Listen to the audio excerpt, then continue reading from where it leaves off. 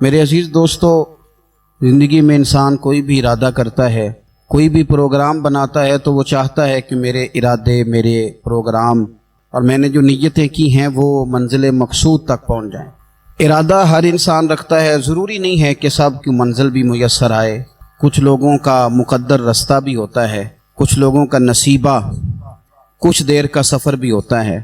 بہت سارے لوگ اسلام نافذ کرنے کی ٹرین پر سوار ہوتے ہیں، لیکن اسلام آباد آتا ہے تو منزل کو پہنچ جاتے ہیں اور اسلام کی ٹرین سے اترتے دکھائی دیتے ہیں۔ ضروری نہیں ہوتا سب کے حصے میں نتیجہ بھی آئے، لیکن جد و جہد کرنا، کوشش کرنا، سفر کو جاری رکھنا، یہ مومن کی ذمہ داری ہے۔ میں یہ دیکھ رہا ہوں کہ آج کل تیزی کے ساتھ ہماری ملت کے جوان تھوڑے سفر کے بعد تھکنے لگیں، تھوڑا رستہ طے کرنے کے بعد مایوس گفتگو کرنے لگیں۔ اللہ تبارک و تعالیٰ نے انسان کی اور بالخصوص بندہ مومن کی تربیت کرتے ہوئے کہا ہے کہ یا ایھا الذین آمنوا اصبروا، اے ایمان والو صبر کرو، وصابروا اور ڈٹے رہو، ورابطوا اور کمر بستہ رہو، جد و جہد کرتے رہو، واتقوا اللہ اور اللہ سے ڈرو، لعلکم تفلحون تاکہ تم فلاح پا جاؤ۔ صبر کرو، ڈٹے رہو اور جد و جہد جاری رکھو، ورابطوا کمر بستہ رہو، پڑھتے رہو۔ میدان کربلا کے اندر دو چیزیں جو سب سے زیادہ نمایاں ہیں اور جو سب سے زیادہ واضح ہیں، جو بڑی نکھری ہوئی ہمیں دکھائی دیتی ہیں، اور وہی دو چیزیں ہیں جس کی آج ہمارے اندر تیزی سے کمی ہوتی جا رہی۔ بڑے یہ شکایت کرتے ہیں کہ آپ نوجوانوں کو سمجھائیں، ان کو جلدی کاہے کہ یہ حالات ٹھیک ہو جائیں گے۔ بعض جگہوں پہ چھوٹے یہ کہتے ہیں کہ ابا جی سے اور دادا جی سے آپ یہ کہیں کہ کام اپنے وقت پہ ہونا ہے، جلد باز نہ ہوا کریں۔ میدان کربلا نے انہی دو چیزوں کا ہمیں سبق دیا ہے۔ وہ چیزیں کیا ہیں؟ ایک صبر، ایک استقامت۔ آپ اپنی زندگی حوصلے کے ساتھ گزاریں اور اپنے سفر کو جاری رکھیں، استقامت کے ساتھ آگے بڑھتے رہیں۔ یہ دو چیزیں سبق ہیں میدان کربلا کا۔ میدان کربلا کے اندر جو چیز سب سے زیادہ اہل بیت نبوت کی طرف آئی ہے وہ ظلم ہے، ستم ہے، جفا کشی ہے، اور اہل بیت نے جو سب سے بڑھ کر کر کے دکھایا ہے وہ ان کا صبر ہے۔ یہ صبر اور استقامت کی مثال علماء نے لکھی ہے۔ جس طرح دریا کے دو کنارے ہوتے ہیں نا، اگر وہ دو کنارے دریا کے موجود رہیں تو وہ دریا اپنے مقام پہ جا کے کھیت کو پانی دیتا ہے، کھلیان کو پانی دیتا ہے، سبزیاں اگتی ہیں، درخت اگتے ہیں، زمین بنجر ہو تو اس کی آبیاری ہوتی ہے۔ اگر وہ دو اس کے بند سائیڈوں پہ قائم رہیں، لیکن اگر وہ بند درمیان سے نکال دیے جائیں تو وہی دریا تباہی مچا دیتا ہے، سیلاب آ جاتا ہے۔ انسان کی زندگی میں صبر اور استقامت دو بند ہوتے ہیں میرے بھائی، یاد رکھنا۔ اگر آپ کے اندر صبر اور استقامت ہے تو آپ کی خواہشات کنٹرول میں رہتی ہیں، اور اگر یہ صبر اور استقامت آپ سے چھوٹ جاتا ہے، بڑا کچھ لوگ کہیں گے، بڑی باتیں کریں گے، بڑا کچھ سنایا جائے گا، اپنے بیگانے کئی رستوں پر کئی جملے کسیں گے۔ اگر یہ دونوں بند ٹوٹ گئے تو آپ کی خواہشات بے لگام ہو جائیں گی، وہ آپ سے وہ کام کرائیں گی جو آپ نے خواب میں بھی نہیں سوچا ہو۔ صبر اور استقامت، میں پڑھ رہا تھا، علماء نے لکھا ہے کہ قرآن پاک میں اللہ نے 90 کے قریب، تقریباً 90 مرتبہ صبر کا ذکر کیا، اور حدیث پاک میں میرے رسول پاک نے تقریباً 900 مرتبہ صبر کی تلقین فرمائی ہے۔ قرآن مجید تو کسی بات کو اشارتاً کر دے تو وہ کافی ہے، لیکن جگہ جگہ قرآن مجید نے کہا، جگہ جگہ کہا، یا ایھا الذین آمنوا اصبروا وصابروا ورابطوا، ایمان والو صبر کرو، ڈٹے رہو، کمر بستہ رہو، واتقوا اللہ، اللہ سے ڈرو، لعلکم تفلحون، اس امید پر کہ تم فلاح پا جاؤ۔ اپنی زندگی تھوڑی سی حوصلے والی گزاریں۔ آپ کسی کی محبت میں کوئی جملہ کہے تو اسے بھی ذرا سہنا سیکھیں، اور کسی اپنے کے خلاف جب کوئی بندہ بات کرے تو اسے بھی سہنا سیکھیں۔ جس طرح تعریف آپ کو میٹھی لگتی ہے نا، اسی طرح جب تنقید بھی میٹھی لگنے لگے نا، جو نظریے کے لوگ ہوتے ہیں انہیں تنقید اور تعمیر سے فرق نہیں پڑتا، کیونکہ وہ ان کا اپنا ایک ویژن ہوتا ہے، ان کی اپنی ایک سوچ ہوتی ہے، وہ اپنے نظریے پر چل رہے ہوتے ہیں، انہیں زیادہ پریشانی نہیں ہوتی، انہیں دکھ بھی اتنی تکلیف نہیں دیتے، جتنا مزہ سکھ دیتے ہیں اتنا ہی مزہ دکھ دیتے ہیں، کیونکہ ان کا ایک ویژن ہے۔ قرآن مجید کا ایک دوسرا مقام ہے، سورہ لقمان ہے۔ حضرت لقمان اپنے بیٹے کو نصیحت کرتے ہیں تو کہتے ہیں، یا بنیا، اے میرے بیٹے، اقیم الصلاۃ وامر بالمعروف، ایک تو نماز قائم رکھنا، اور دوسرا لوگوں کو نیکی کا حکم دینا، ونہا عن المنکر، اور لوگوں کو برائی سے منع کرنا، واصبر علی ما اصابک، اور اس رستے میں جو تجھے تکلیف آئی اس پر صبر کرنا۔ بیٹے کو نصیحت کر رہے ہیں باپ، اور لہجہ دیکھیے کہ یا بنیا، او میرے بیٹے، کیا لہجہ ہے، کیا انداز ہے، او میرے بیٹے۔ ایک تو یہ کرنا، نماز قائم رکھنا، بھلائی کا حکم دینا، برائی سے منع کرنا، اور اس پر جو تجھے مشکل آئے اس پر صبر کرنا۔ اور پھر کیا کہتے ہیں قرآن مجید کا انداز دیکھیے، فرمایا ان ذالک من عزم الامور، بے شک یہ بڑی ہمت والے کام ہیں۔ نیکی کا حکم دینا، برائی سے منع کرنا، نماز پڑھنا اور مصیبت پر صبر کرنا، یہ ہمت والے کام ہے پتر، ہمت والے کام ہے، ذرا ڈٹ کے کرنا، بے حوصلہ نہ ہونا۔ ایک بزرگ بیٹھے تھے، اللہ کے نیک بندے بھی تھے اور تجارت بھی کرتے تھے، لاکھوں کا کاروبار تھا۔ بزرگ بیٹھے ہوئے ہیں تو اچانک خبر ملی کہ حضرت صاحب پڑھا رہے تھے سبق، خبر ملی کہ آپ کا وہ جو ایک جہاز تھا نا مال بردار، وہ جہاز آپ کا ڈوب گیا پانی میں۔ فرمانے لگے الحمدللہ، سبق پڑھاتے رہے۔ 2-4 گھنٹے گزرے تو ایک بندہ پھر آیا، اس نے آ کے کہا حضور مبارک ہو، وہ جو جہاز ڈوبنے والی خبر تھی وہ غلط تھی، وہ جہاز آپ کا بالکل ٹھیک ٹھاک ہے، لاکھوں روپے بچ گئے۔ فرمانے لگے الحمدللہ۔ سبق اسی روٹین سے پڑھاتے رہے، پہلی نقصان کی خبر آئی تو پھر بھی الحمدللہ، اور دکھ کی خبر آئی پھر بھی الحمدللہ، سکھ کی آئی تو پھر بھی الحمدللہ۔ سبق اپنی روٹین سے پڑھاتے رہے، سفر جاری رہا، رکے نہیں۔ اختتام ہوا تو طلباء کہنے لگے حضور اتنے بڑے نقصان کی خبر آئی، جملہ ہی کوئی نہیں ٹوٹا آپ کا، لفظوں کے اندر کہیں ہم نے اتار چڑھاؤ نہیں دیکھا، حضور چہرے پر کوئی پریشانی نہیں، اور پھر اتنی بڑی خبر ملی خوشی کی، کوئی آپ کی آنکھوں میں روشنی نہیں آئی، کوئی ہم نے آپ کا چہرہ بدلتے نہیں دیکھا، معاملہ کیا ہے؟ تو فرمانے لگے معاملہ ایک ہی ہے، دکھ بھی رب کی طرف سے ہے، سکھ بھی رب کی طرف سے ہے، تو دکھ قبول محمد بخشا راضی رہن پیارے، اگر سارا کچھ اسی کی جانب سے ہے تو یہ تو کوئی بات نہ ہوئی کہ دکھ آنے پہ بندہ کہے ہو یہ کیا بن گیا، سکھ آئے تو بندہ کہ دیکھا میں نے محنت کی تھی تو کامیاب ہو گیا۔ امام علی مقام رضی اللہ تعالیٰ عنہ کی فکر کو سمجھ جاؤ، جب وہ مصطفیٰ کریم کے کندھوں پہ تھے پھر بھی الحمدللہ، اور جب ان کا سر نیزے کی نوک پہ تھا پھر بھی الحمدللہ۔ کسی مقام پر کسی جگہ بھی حسین ابن علی شکوہ کرتے نظر نہیں آتے، سیدنا امام علی مقام ہر مقام پہ کہتے ہیں الحمدللہ الحمدللہ الحمدللہ۔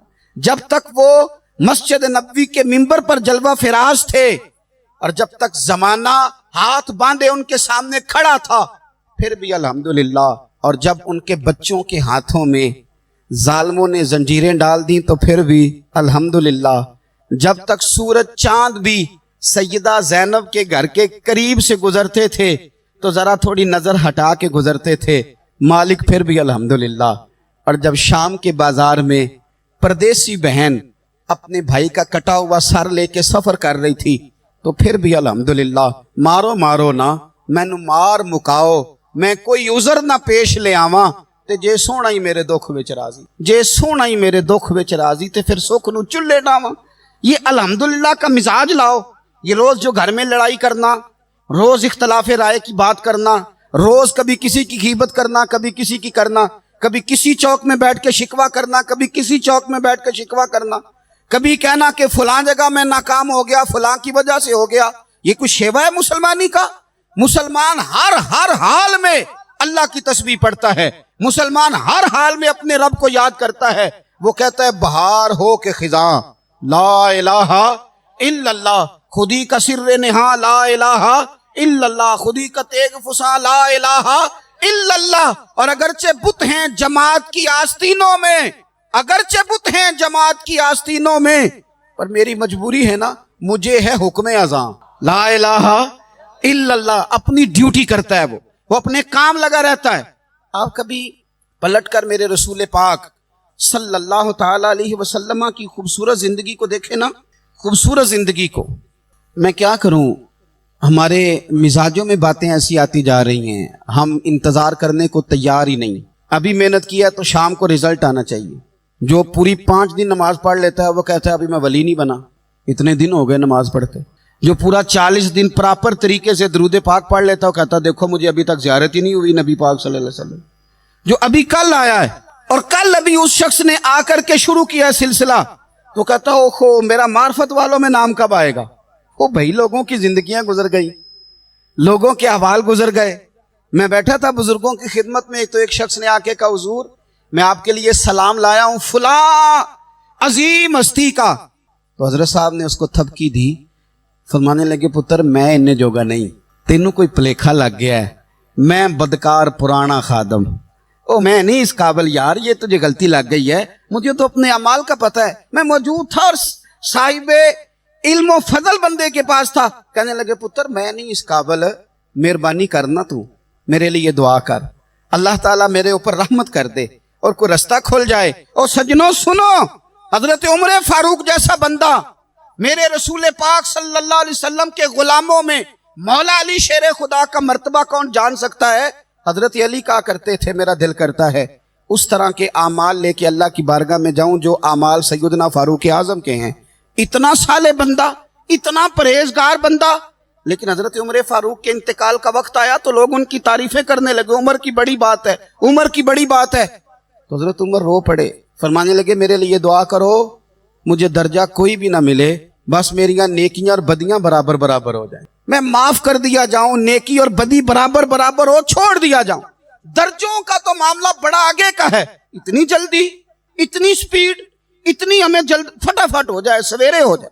آپ اپنی جد و جہد تو کریں، آپ تھوڑا پلٹ کے تو دیکھیں، آپ دیکھیں کہ لوگ میدانوں میں رہے، میدانوں میں رہے، حضرت خالد بن ولید میدان میں رہے، حضرت سعد بن ابی وقاص میدان میں رہے، حضرت سیدنا ابو عبیدہ بن جراح میدان میں رہے، یہ لوگ ہمیشہ میدانوں میں رہے، اپنی اپنی ڈیوٹی کر کے چلے گئے، اسلام پھیلتا رہا، اپنی اپنی ترتیب سے آگے جاتا رہا، اپنے اپنے رنگ میں اللہ تعالیٰ لوگوں کو دین کی سمجھ عطا کرتا رہا۔ جلدی بڑی ہے، بہت جلدی ہے، شارٹ دروازہ چاہیے، صبر ہی کوئی نہیں، استقامت ہی کوئی نہیں، فٹافٹ ہو جائے۔ بہت سارے لوگ آ کے کہتے ہیں حضرت صاحب نماز تو پڑھنے لگا ہوں، روزہ تو رکھنے لگا ہوں، داڑھی بھی میں نے رکھ لی ہے اور آپ کے پاس بھی آتا ہوں، اب کوئی نگاہ کر دینا۔ تو میں کہتا ہوں یہ جو نماز آپ نے شروع کی ہے یہ بغیر نگاہ کی ہو گئی ہے، یہ جو آپ آنا شروع ہو گئے ہیں تو اس کو آپ نگاہ نہیں سمجھتے، اور یہ بھی میری نگاہ نہیں، پریشان نہ ہو جائیے گا، یہ بھی اللہ رسول کی نگاہ ہی ہے۔ او خدا کے بندو، تھوڑا سا اپنی زندگی میں صبر اور استقامت کو لاؤ، تھوڑا رستے پہ چلنا سیکھو۔ اور میں آپ کو ایک بات عرض کروں، ہمارے صوفیاء نے ایک باریک نقطہ بھی بیان کیا، وہ کہتے ہیں یہ جو وصال ہے نا، وصال، یہ تو اختتام ہے، ملاقات تو فنا ہے، جو مل گیا وہ تو گیا، جس کی ملاقات ہو گئی وہ تو گئے تھے نا جناب موسیٰ ملنے، پھر کیا ہوا تھا؟ جس کی ملاقات ہو گئی وہ تو گیا۔ اصل کام کیا ہے؟ اصل کام اس کے رستے میں رہنا ہے، اصل کام تو یہ ہے کہ تو اس رستے پہ ہے کہ نہیں، جس رستے پہ تجھے کھڑا کیا تھا، ان راہوں کا تو مسافر ہے کہ نہیں، تو نقش قدم تلاش کر، نقش قدم۔ ایک شاعر سیرت نگار بھی تھے، سمجھ لیں انہوں نے سیرت نگاروں کو بھی دیکھا، عشاق کو بھی دیکھا، رسول اللہ کے غلاموں کو دین کی نوکری کرتے بھی دیکھا، 40 سال حدیثیں پڑھاتے بھی دیکھا، نبی پاک کے نام پہ گلی گلی نگر نگر جاتے آتے بھی دیکھا، حضور صلی اللہ علیہ وسلم کی باتیں کرتے دیکھا۔ تو کسی نے ان سے پوچھا حضور تک رسائی بھی ہوئی ہے؟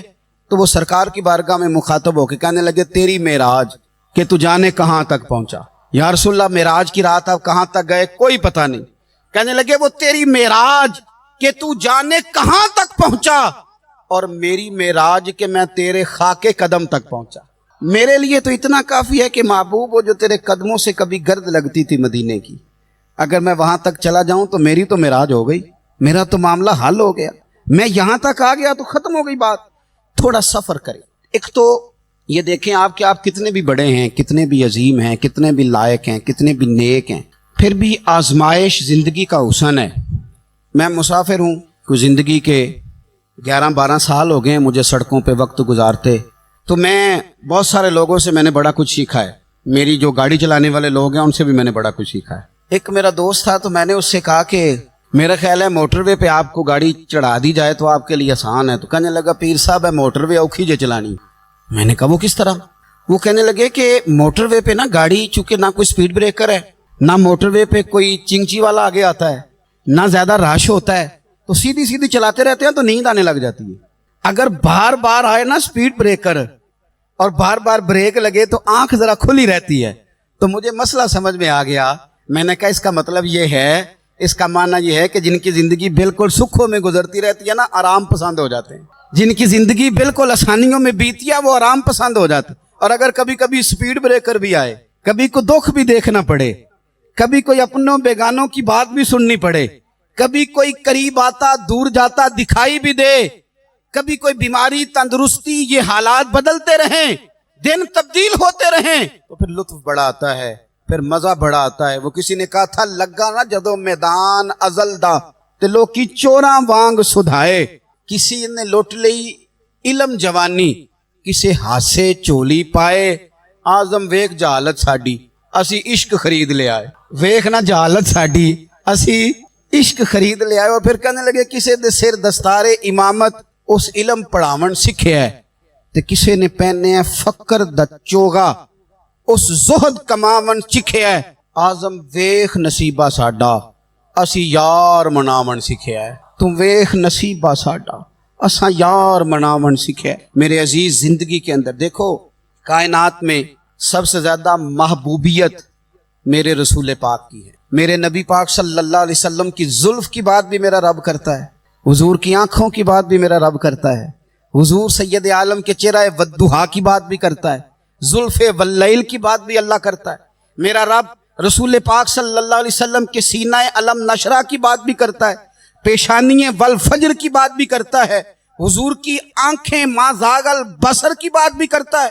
اتنی محبوبیت کہ رسول پاک چلیں تو اللہ اس کی بات بھی کرے, ہجرت کریں تو اس کی بات بھی کرے, جس شہر میں حضور رہیں اس کی قسم اٹھائے. اور حال پتہ کیا ہے کہ محبوب پیدا نہیں ہوئے تو باپ چلے گئے. ابھی عمر چھوٹی تھی, ماں کی کھل کے زیارت ہونا تھی کہ اماں بھی چلی گئیں. دادا کندھوں پہ کھلایا کرتے تھے, تو تاریخ کہتی ہے کہ دادا کا جنازہ اٹھا تو پیچھے پیچھے حضور بھی آنسو بہا رہے تھے. ایک وفادار بیوی ملی تو اپنے وقت پہ سیدہ خدیجہ بھی چلی گئیں. ایک ٹائم آیا تو جناب ابو طالب بھی رخصت ہو گئے. مکے سے حضور کو اتنا پیار تھا وہ چھوڑنا پڑا. صادق اور امین کہنے والوں نے حضور کی دعوت کو قبول کرنے سے انکار کر دیا, تو رسول کریم نے اپنی پیشانی پر کسی قسم کا کوئی شکن نہیں آنے دیا. رسول پاک مدینے آئے تو لوگ تلواریں لے کے بدر میں آ گئے لڑنے, شہید کرنے. حضور وہاں بھی کوئی پریشان نہیں ہوتے. میدان احد آیا تو نبی پاک نے اپنے چچا کو کٹے ہوئے وجود میں دیکھا, نکلی ہوئی آنکھوں میں دیکھا, کٹے ہوئے ہونٹوں میں دیکھا. کسی جگہ میرے رسول پاک صلی اللہ تعالی علیہ وسلم شکوہ کرتے دکھائی نہیں دیتے. حضور کی وہ بیوی سیدہ عائشہ صدیقہ رضی اللہ تعالی عنہ, جن کی پاکی کا رب بیان کرے, ان پر منافقین نے الزام لگا دیا. اتنے پاک گھرانے پر لوگوں نے انگلی اٹھائی. میرے رسول نے آنسو بہائے, پر کسی جگہ حضور پریشان ہوتے دکھائی نہیں دیے. ہم ڈھونڈنے لگے, تلاش کرنے لگے. جب دروازہ رسول پہ گئے تو حضور خود بولے. میرے رسول فرمانے لگے, میرے غلاموں یاد رکھنا, یہ صبر میری چادر ہے, یہ صبر میری چادر ہے, یہ حوصلہ میری چادر ہے. سیدہ عائشہ صدیقہ رضی اللہ تعالیٰ عنہ فرمایا کرتی تھی, لوگوں مجھے اللہ کی عزت کی قسم, میں نے حضور سے بڑھ کر کسی کو صبر کرنے والا نہیں دیکھا, کسی کو حوصلہ کرنے والا حضور سے بڑھ کے نہیں دیکھا. امت کو کیا ہو گیا؟ یہ چوراہوں پہ لڑ رہی ہے, چوکوں پہ لڑ رہی ہے. گھر ہیں کہ فساد کے آئینہ دار بنے ہوئے. لوگ آ کے رو پڑتے ہیں کہ جناب بھائیوں کا سلوک نہیں, کوئی دعا کر دیں. رو پڑتے ہیں جناب ابا کے ساتھ بھی لڑائی ہو جاتی ہے, کوئی تعویذ دے دیں. ذرا حوصلہ نہیں, صبر نہیں. کسی جگہ ٹھہرنا تو سیکھو میرے عزیز. کسی جگہ او یارو آؤ نا, میدان کربلا کے 2 سبق, استقامت اور صبر. کتنا درجہ ہے سیدنا بلال حبشی کا. میں تقریر کر دیتا ہوں, آپ سن لیتے ہیں, لیکن کبھی وہ انداز بھی تو دیکھو نا. حضرت بلال, او میرے دوست, جیل کے اندر بندے کے ہاتھ نہیں باندھے جاتے, پیر نہیں باندھے جاتے, پر لوگ جیل میں روتے ہیں, تڑپتے ہیں.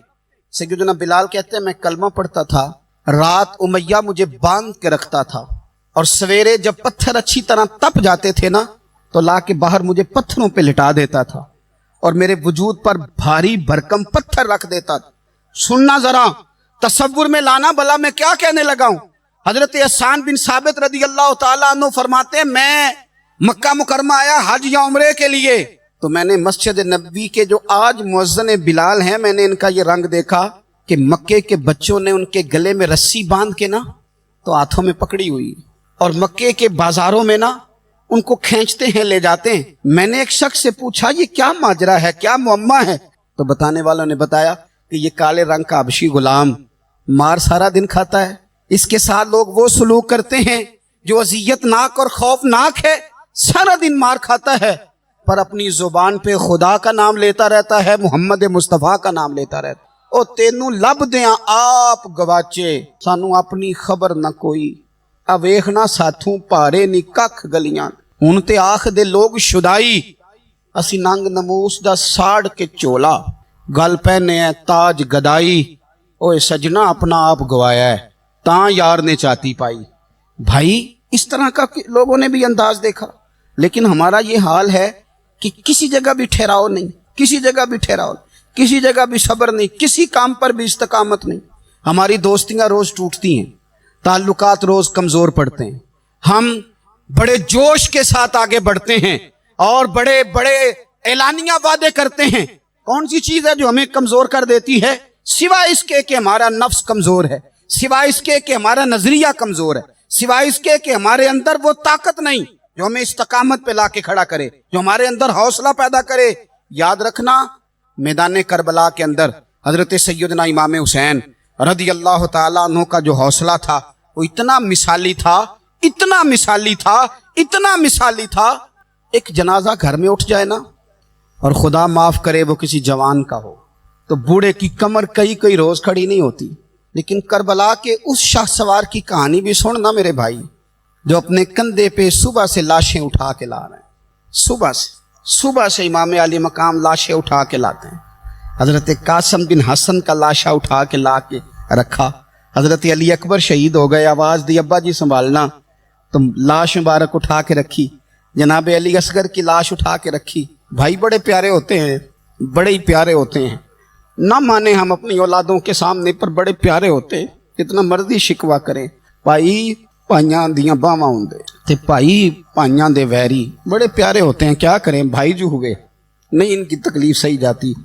हजरत अब्बास रदी अल्लाह ताला अन्हु को जब इमाम अली मकाम उठा के ला रहे थे, तो एक मिनट के लिए रुके और कहने लगे, अल्लाह अब मेरी कमर कमजोर पड़ गई है, मेरा भाई चला गया तो पीछे से ना कुछ कमजोर पड़ गई है। इतनी सारी मैयतें उठा के ला के, इतना हौसला हुसैन इब्ने अली का।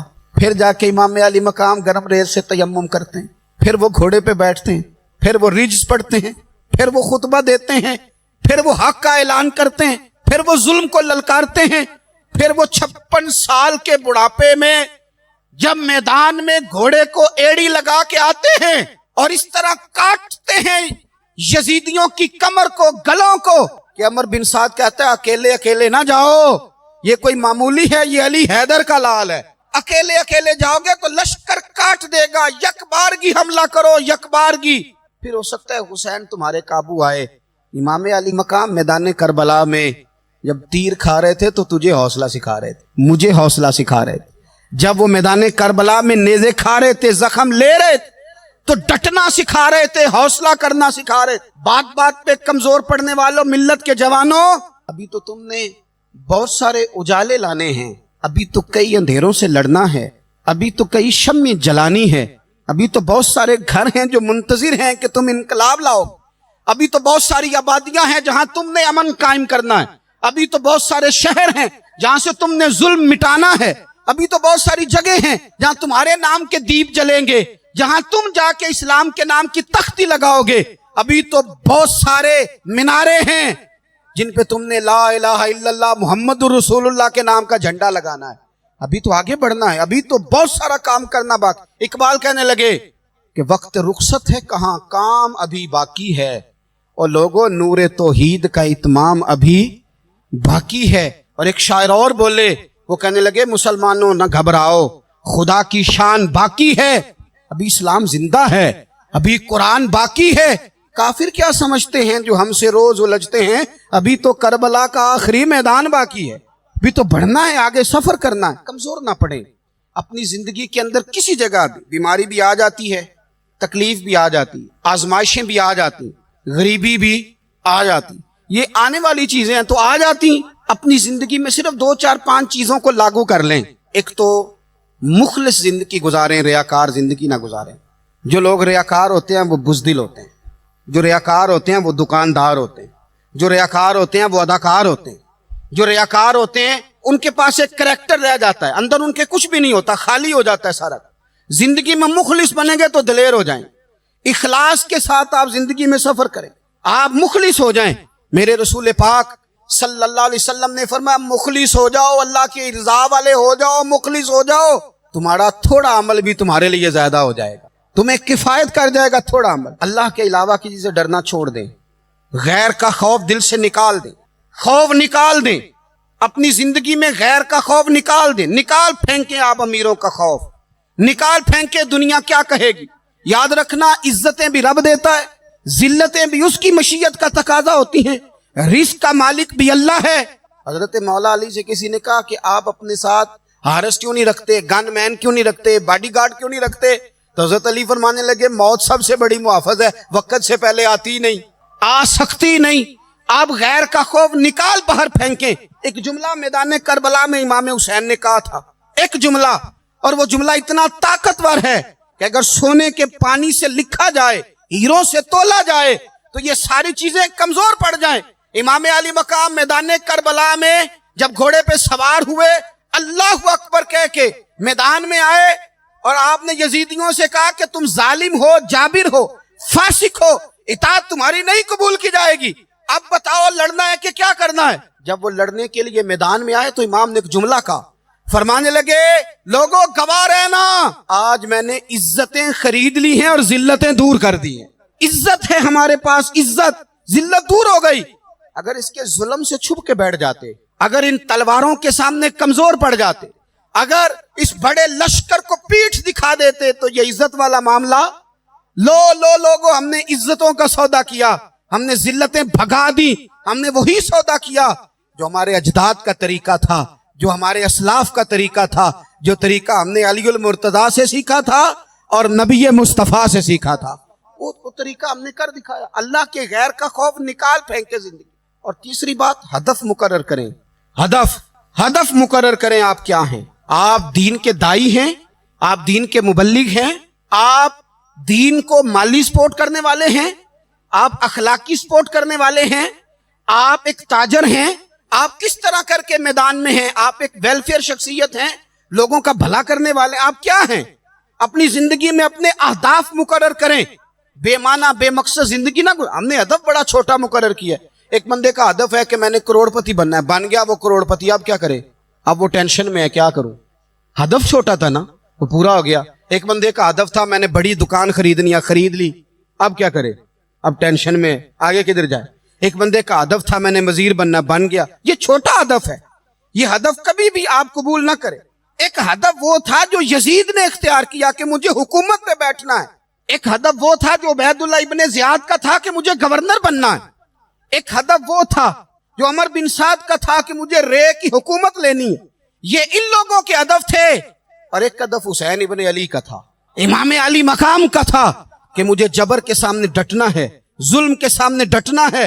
امام علی مقام کا خون تو بہہ گیا, کربلا کی زمین تو رنگین ہو گئی, نہ عبید اللہ ابن زیاد کی گورنری بچی, نہ شمر کو حکومت ملی, نہ یزید کچھ کما سکا, نہ زیاد کا وہ ظلم رہا, نہ یزید کی وہ جفا رہی.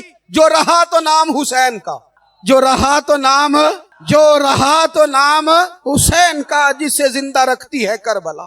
جو رہا تو نام حسین کا. چھوٹے اہداف نہ مقرر کرو. یہ کیا بات ہوئی؟ ایک کاؤنسلری پہ سارا کچھ ہار دینا, ایک بچے کے میڈیکل کالج کے داخلے پہ سارا کچھ ہار دینا, ایک ہلکی چیز سفارش پہ سارا کچھ ہار جانا, ایک بڑے آدمی کے نام فوٹو آ گئی اور تو سارا کچھ ہار کے بیٹھ گیا. نہ, اپنی قیمت تھوڑی نہ لگا, جگہ جگہ نہ بکا کر, جگہ جگہ نہ بکا کر, جگہ جگہ نہ اپنے آپ کو سیل کیا کر. ہمارے سودے ہو گئے, ہمیں حضور نے خرید لیا, مدینے کی گلی میں سودا ہو گیا. سودا کس نام پہ ہوا؟ کس نام پہ ہوا؟ ہم نے صرف اتنا کہا کہ یا رسول اللہ میدان محشر کہہ دینا کہ وہ دیکھو ہمارا غلام آ رہا. بس اتنی سی بات پہ سودا ہوا, بک گئے, طے کر لیا, اس کو معراج سمجھا. بھائی کمزور کیسے پڑ گئے ہم؟ کس مقام پہ کمزور پڑ گئے؟ کہاں جا کے ہمارے اندر کمزوری آئی؟ استقامت, صبر, حوصلہ, ڈٹنا, مضبوط ہونا. ہم نہ سوشل میڈیا دیکھ کے رائے قائم کرتے ہیں. آج کل یہ ہو رہا ہے تو لہذا اب بھی یہ کر دیں, کل وہ ہو رہا ہے تو لہذا اب بھی وہ کر دیں. ہمارا نظریہ کتاب و سنت ہے. ہمارا نظریہ وہ ٹرینڈ نہیں جو آج کل فلانی جگہ پہ چل رہا ہے. ہمارا نظریہ ہمارے بزرگوں کے 1400 سالہ نظریات ہیں. آپ 4 5 6 خبریں دیکھ کے نظریہ نہ بنایا کریں. نظریہ اللہ کی کتاب دیکھ کے بنائیں, رسول اللہ کا فرمان دیکھ کے بنائیں. 5 7 10 20 اینکر جہاں آپ کو لے کے جائیں وہ والا ذہن نہ بنائیں، ذہن وہ بنائیں جو ذہن ہمیں سیدنا امام حسین نے عطا فرمایا ہے۔ اپنی زندگی میں ایک تو اخلاص لائیں، اللہ کے غیر کا خوف نکالیں، ہدف مقرر کریں اور مزاج جد و جہد والا بنائیں، جد و جہد والا۔ میرے حضرت صاحب، میرے تاج الشریعہ، میرے شیخ، میرے مربی، میرے محسن، سرمایہ حیات، میری آنکھوں میں بھی وہ جلوہ ہے کہ میں نے ان کو دیکھا ہے۔ انہوں نے اپنی زندگی ایک کونے سے شروع کی، پوری دنیا کا انہوں نے سفر کیا۔ انہیں پتا تھا کہ بریلی شریف میں لاکھوں لوگ آتے ہیں، یہاں عرس ہوتے ہیں، لیکن ان کی ایک وصیت ہے، وہ بہت ساری جگہ آڈیو ریکارڈنگ بھی اس کی موجود ہے۔ حضرت نے فرمایا تھا میں زندگی میں رسول اللہ کے دین کے لیے نکلا ہوا ہوں، میں جگہ جگہ سفر کرتا رہتا ہوں، میری وصیت ہے اس رستے میں اگر کہیں میرا آخری وقت آئے تو مجھے بریلی شریف نہ لے کے جانا، اسی راہ میں مجھے دفن کر دینا، اسی راہ میں اسی جگہ دفن کر دینا، میں چاہتا ہوں اسی راہ پہ دفن ہو جاؤں، اسی جگہ۔ عدم سے لائی ہے ہستی میں آرزو رسول، دیکھو ہمیں کہاں کہاں لیے پھرتی ہے جستجو رسول، کہاں کہاں لیے پھرتی ہے جستجو رسول، اور میں اپنی حیاتی تو قربان تھی وہاں۔ دیکھو محمد محمد پکیندے گزر گئی، احد نال احمد صدیندے گزر گئی۔ کہا کہ اسی رستے میں نا، اسی رستے میں، یعنی رستہ ہو اور جب آخری وقت کا اعلان ہو تو لوگ کہیں کہ وہ تو حضور کے دین کی بات بتانے گیا تھا، اور کوئی کہے وہ تو ابھی رسول اللہ کا دین سنا کے گیا تھا، اور کوئی کہے کہ اس نے تو کل بھی وعدہ کیا تھا کہ وہ آئے گا اور حضور کی بات سنائے گا۔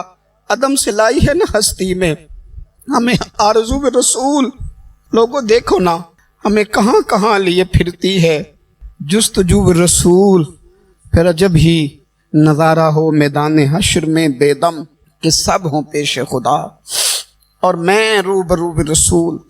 اپنی زندگی میں اہداف مقرر کریں لوگوں۔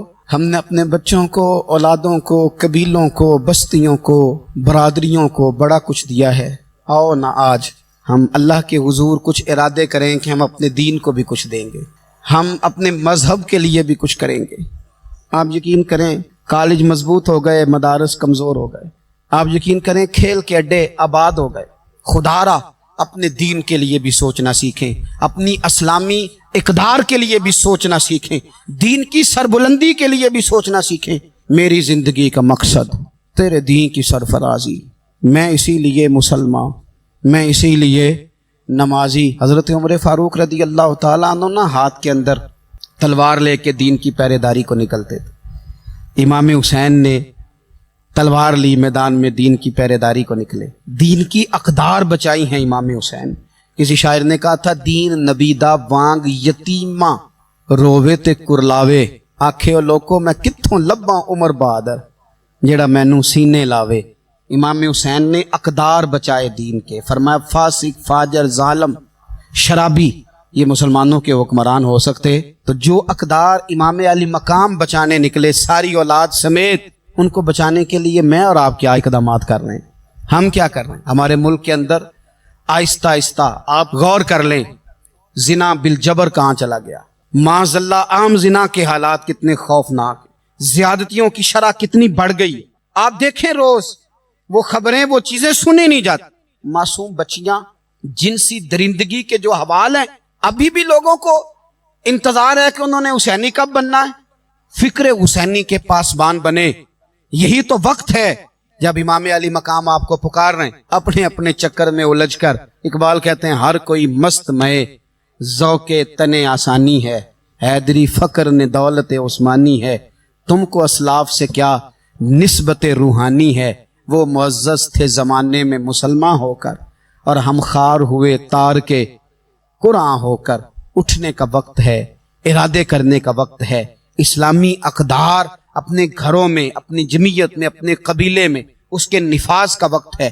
جد و جہد کریں، آگے بڑھیں، ہمت کریں۔ جس کی کوئی نماز آج کی رہ گئی ہے وہ ساری نمازیں پوری کر کے، جو قضا ہیں وہ ادا کر کے سوئے۔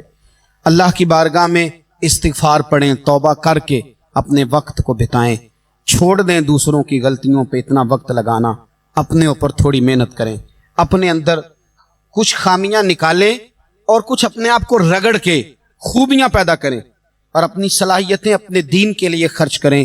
اپنی خوبیاں دین کے لیے لگانے کی کوشش کریں. ہم بھی دوبارہ سے تجدید عہد وفا کرتے ہیں, دوبارہ سے آج کہتے ہیں کہ یا رسول اللہ صلی اللہ علیہ وسلم, ہمارا وعدہ ہے کہ میری زندگی کا مقصد تیرے دین کی سرفرازی, میری زندگی کا مقصد تیرے دین کی سرفرازی, میں اسی لیے مسلمان, میں اسی لیے نمازی.